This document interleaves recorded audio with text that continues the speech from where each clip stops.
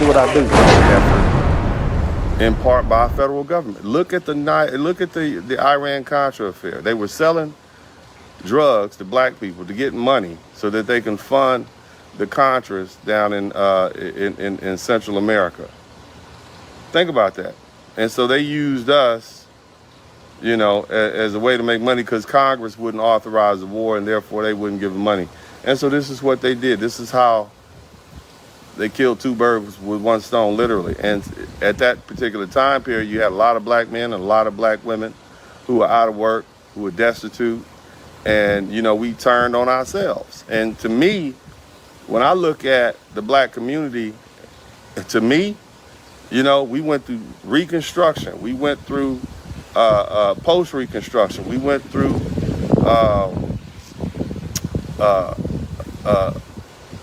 Red Summer. But what really destroyed the heart and soul of black people was the drug epidemic. Because you had black drug dealers, and we'd always had drug peddlers and people who ran numbers. We always had a criminal element. But at this particular juncture, you had black people selling poison, literally poison that was killing us and killing our communities to each other, knowing what it did to them. You had some people, their own relatives were customers. What does it say about a person who is willing to sell drugs to somebody of their own ethnicity in their own family to make a profit? What it lets me know is that person is a very low moral character. That person has no rules, and they can make whatever excuse they want. Okay? But we sold our soul in the 1980s and 90s, and we've yet to recover. We have never recovered from that. We have never recovered. We still got crack babies. Crack babies are now middle-aged grandfathers in their 40s and 50s, but they were born addicted to crack. And they've never got over it. And that blight is still upon us now, because after the crack epidemic, what gave rise to that was gangster rap, and that introduced a whole nother ghetto culture. You know, even at least before that, there was some semblance of respectability and reserve and whatnot. But once, you know, we empowered the Pookies and the Ray Rays, once they took power, because they had a few dollars and now they can hang out with you and they can come in with that degenerate culture, it infiltrated into dominant black culture. And so those characteristics, the pimping and the gangbanging, that took over masculine qualities. So people, young boys are looking to the pimps and the gang members and the drug dealers and trying to emulate them in what they see as masculinity and success. And so it's taken us decades to get over that. And anybody looking at this video, shout out to everybody, all my fellas from born in the 1960s and 1970s, you lived through this. All my ladies who grew up through this, you saw this.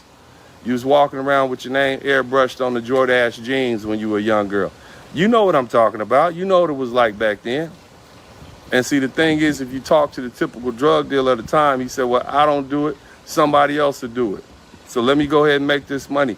And this harkens back to a time period 400-something years ago when black Africans sold other Africans into slavery. If I don't do it, somebody else is going to do it.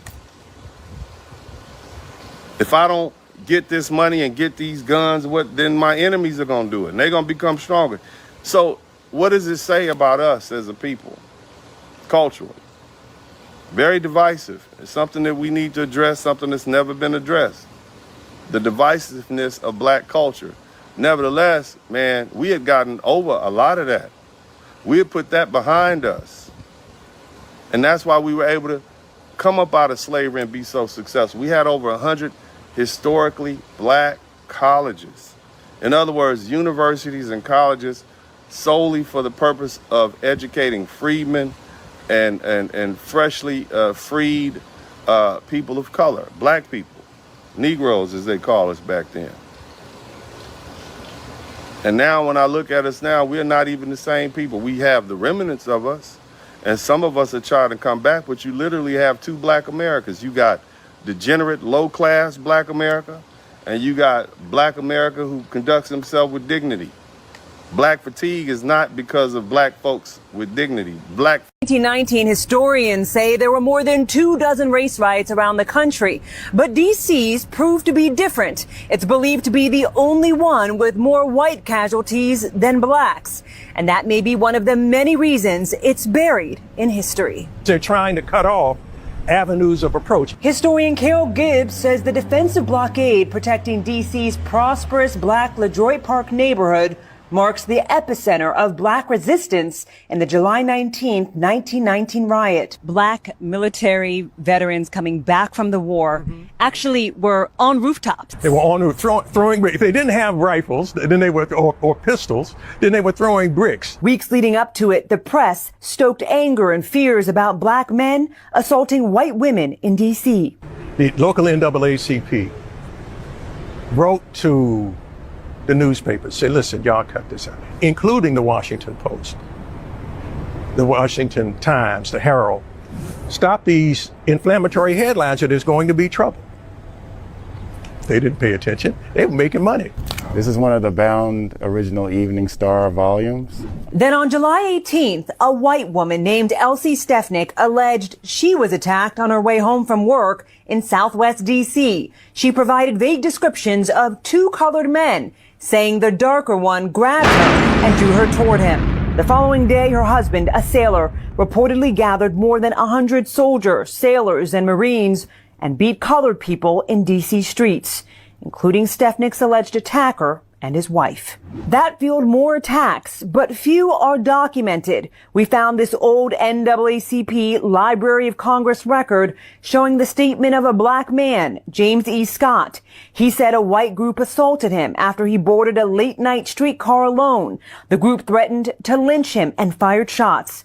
With no police protection, Black war veterans took matters into their own hands. Start to arm themselves.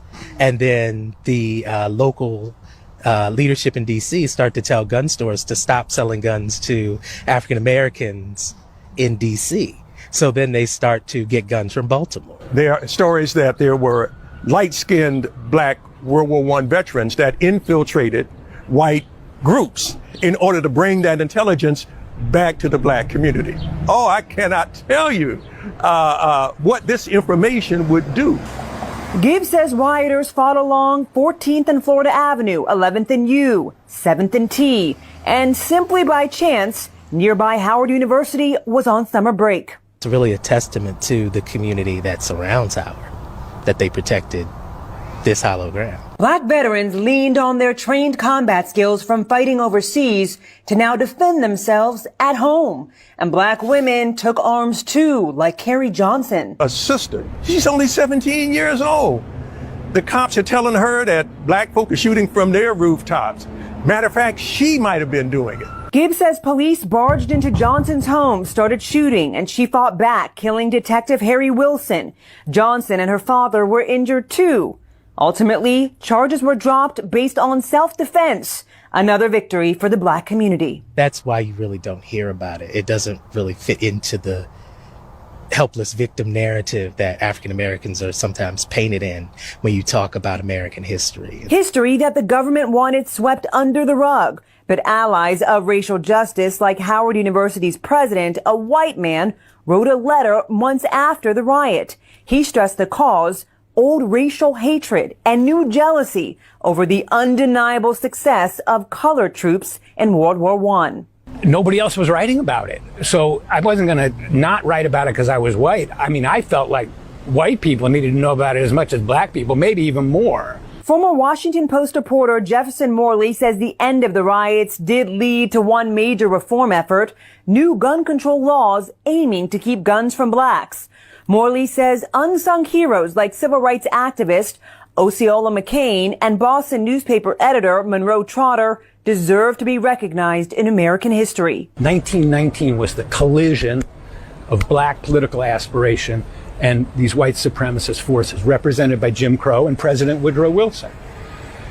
You know, 100 years later, Black aspiration is strong. Kamala Harris has been elected vice president. And you have a white backlash, a violent white backlash, which says this is intolerable to us. And so the same thing happens.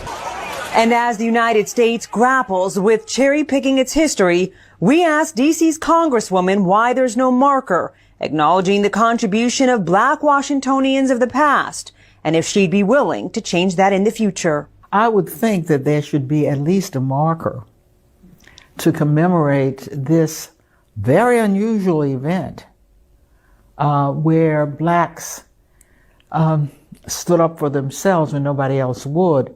Seems to me it's the kind of marker that would be particularly appropriate today when we're trying to get statehood, to say, look, we defended ourselves when nobody would. Now we're using the legislature to defend ourselves. Let's remember when we were defenseless. So what did help end the race war here in D.C.? It was a combination of federal troops and Mother Nature, a rainstorm that kept folks inside. As for the accuser, Elise Stefanik, Morley says she later recanted her story. In Washington, D.C., Bofta Imam for BNC.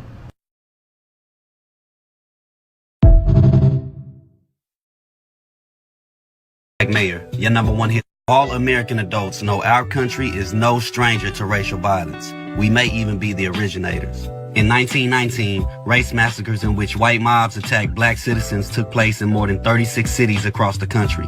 This was known as the Red Summer. Let me tell you about it. I'm the young black mayor, your number one history influencer. Whether in cities big or small, down south or up north, white people riot. This was due to competition in jobs, housing markets, other beefs, and because black people were... What's up, what's up, what's up? Welcome to the broadcast. This is Uncle D. People wash their ass in the tub, Kamala Harris. You were tuned in to Uncle D. D's black man talk. Pull up, homie, take a seat. Don't be a shadow watcher every day. You learn something and you earn something. And let them know and drop some money in the plate.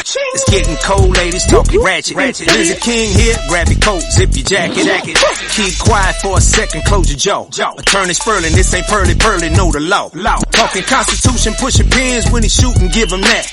Masculinity, just for the record, sprinkle that. You can keep your cat, gotta cut it. Only cat he rubbing, gotta love it. I call it Molly Buddy. Gotta vote your interest, voting earns. Presidential, this is for the money that I earn. When you gon' learn, my people, that evil mixed with evil. No matter what you're doing, baby, this ain't equal. Sometimes when you're special, you get hated. The test is for the best, you're damn right, my people made it. Uncle D, Blizzard King, you've been served, gotta notice. Now black men out here know we winning, gotta hold it now. Uncle D, you've been served, get your notice. Now black men out here know we winning, gotta hold it now. Uncle D, you've been served, get your notice. Now black men out here know we winning, gotta hold it now. Uncle D, you've been served, get your notice. Now black men out here know we winning, gotta hold it now. Hey man, I'll do what I do. Somebody need to whip your ass. Get up and whip him, Sweets. Hey, don't be putting the money in my hand all rough. Take your ass out here. You buy you a Flowbee and cut your own damn hair from now on.